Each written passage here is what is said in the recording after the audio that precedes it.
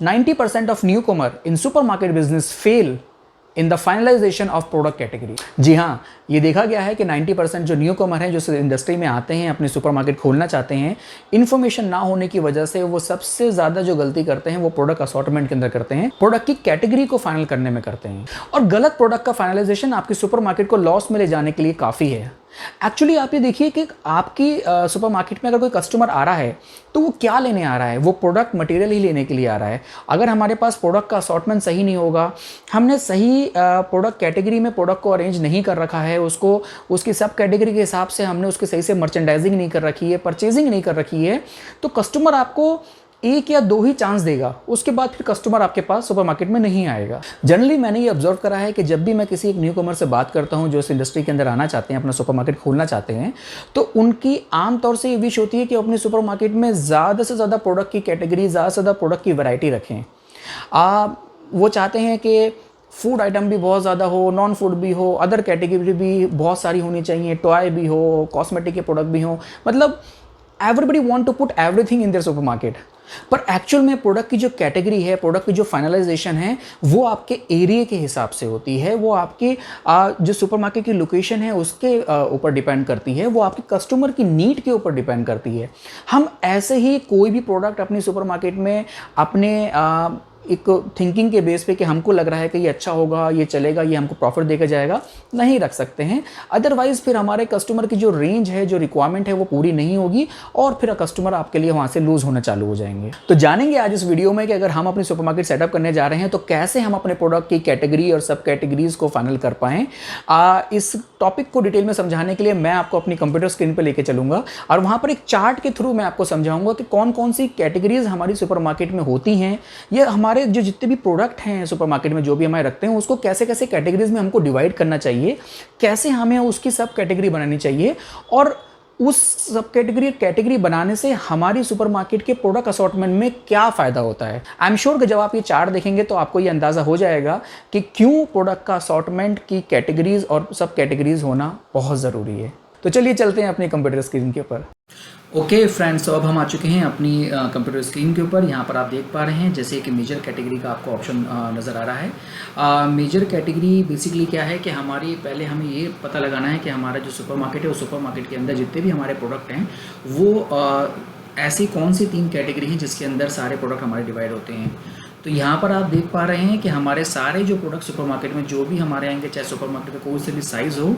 उससे कोई इतना मैटर नहीं करता है, लेकिन जो हमारे प्रोडक्ट हैं वो डिवाइड होते हैं 3 कैटेगरी के अंदर, जिसको हम बोलते हैं मेजर कैटेगरी में food category, second one is non food category and third one is other category. Food category के अंदर टोटल कितनी कैटेगरीज आती हैं, तो नियर अबाउट 30 कैटेगरीज हमारी फूड कैटेगरी के अंदर हम अपनी सुपरमार्केट के अंदर प्लान कर सकते हैं। ये जो 30 कैटेगरीज हैं ये टोटल डिपेंड करती हैं आपके सुपरमार्केट के साइज़ के ऊपर। अगर आपका सुपरमार्केट का साइज़ बड़ा है तो आप पूरी 30 कैटेगरीज के अंदर रख सकते हैं, और अगर आपका सुपरमार्केट का साइज़ वैसे ही छोटा है तो आपका उस हिसाब से आपकी कैटेगरीज फिर कम हो जाएंगी।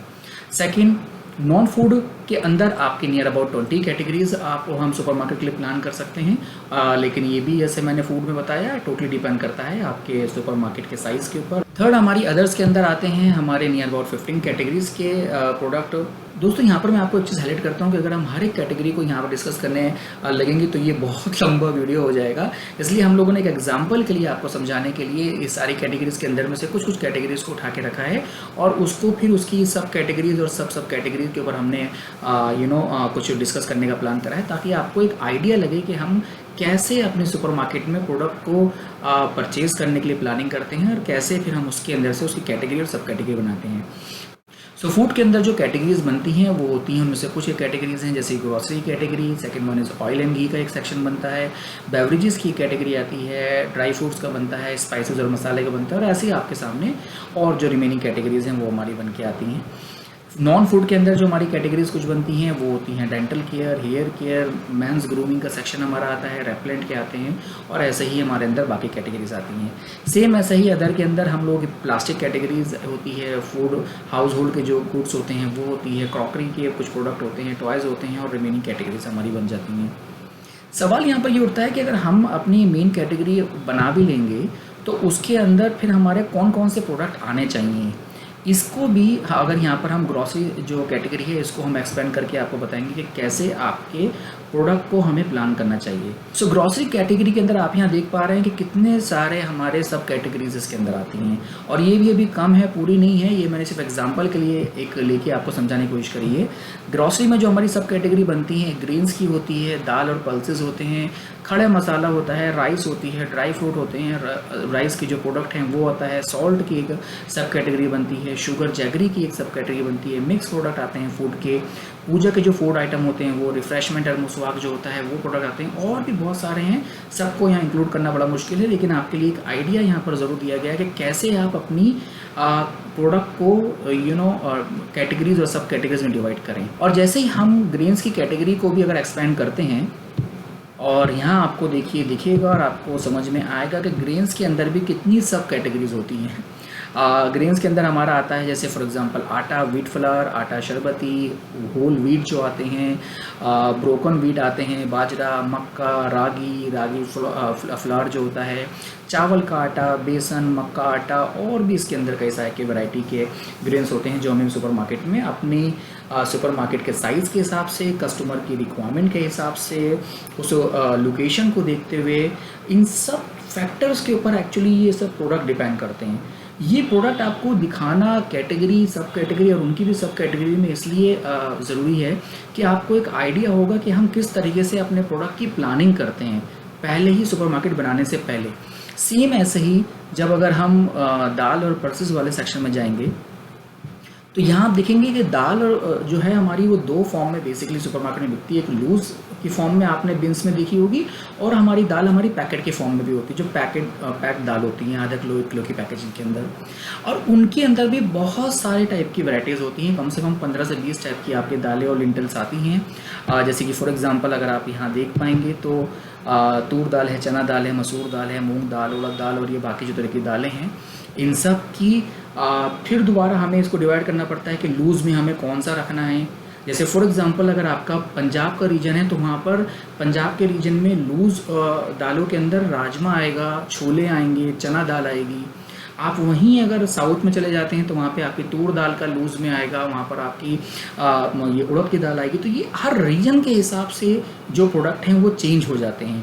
पैकेट की फॉर्म में भी डिपेंड करता है टोटल एरिया के ऊपर, कस्टमर की रिक्वायरमेंट को देखते हुए या साइज़ को देखते हुए कि आपको हाफ केजी में कितनी रखनी है, 1 केजी में कितनी रखनी है, या पूरे 25 केजी के जो बैग आते हैं वो आपको रखना है या नहीं रखना है।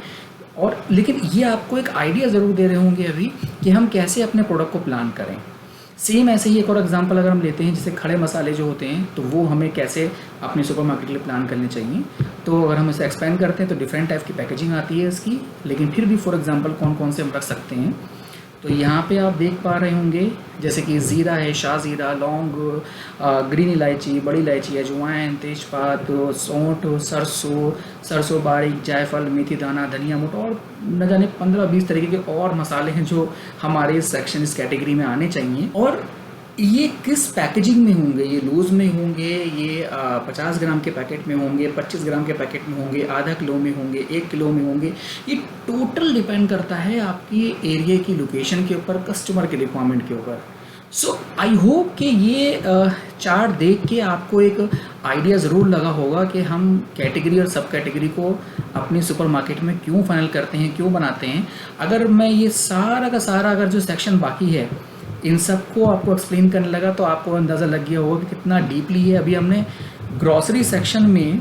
सिर्फ आप देखेंगे हमने सिर्फ 2-3 चीज़ों को ही एक्सप्लेन करा है, और यहाँ पे हमारा इतना टाइम लग गया है, और अभी इसको भी हमने डिटेल में डिस्कस नहीं करा है। ऐसे ही ग्रॉसरी में अभी rice, dry fruit, rice product, salt, jaggery, ये सब बचे हुए हैं, और इनके अलावा अभी और जो बाकी सेक्शन हैं वो अभी हमने स्टार्ट ही नहीं कर रहे हैं। तो इससे आपको पता चल जाएगा कि हमें जो ये प्रोडक्ट को जब हम प्लान करते हैं अपनी कैटेगरी सुपरमार्केट में रखने के लिए, हम जब बनाते हैं तो कितना डिटेल का ये काम है।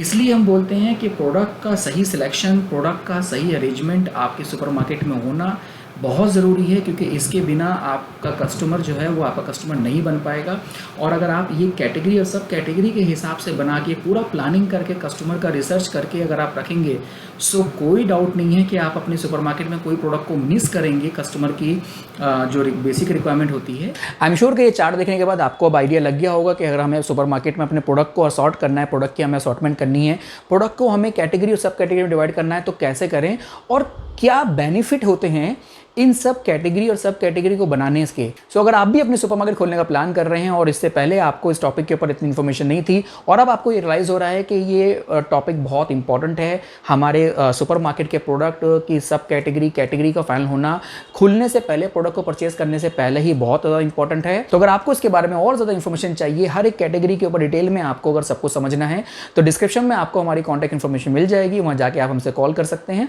और डिटेल में आप हमसे ये सब चीज़ों के बारे में जान सकते हैं। सो आई होप कि आपको ये वीडियो अच्छा लगा होगा, इन्फॉर्मेटिव लगा होगा। वीडियो को लाइक करिए, शेयर करिए, चैनल को सब्सक्राइब करिए, ज़्यादा से ज़्यादा इस वीडियो को उन सब लोगों के पास पहुंचाइए जिनको ज़रूरत है, जो ये जानना चाहते हैं कि ये सुपरमार्केट कैसे स्टैब्लिश करी जाती है। सो मिलते हैं एक नए वीडियो में एक नए टॉपिक के साथ। This is Ali signing off.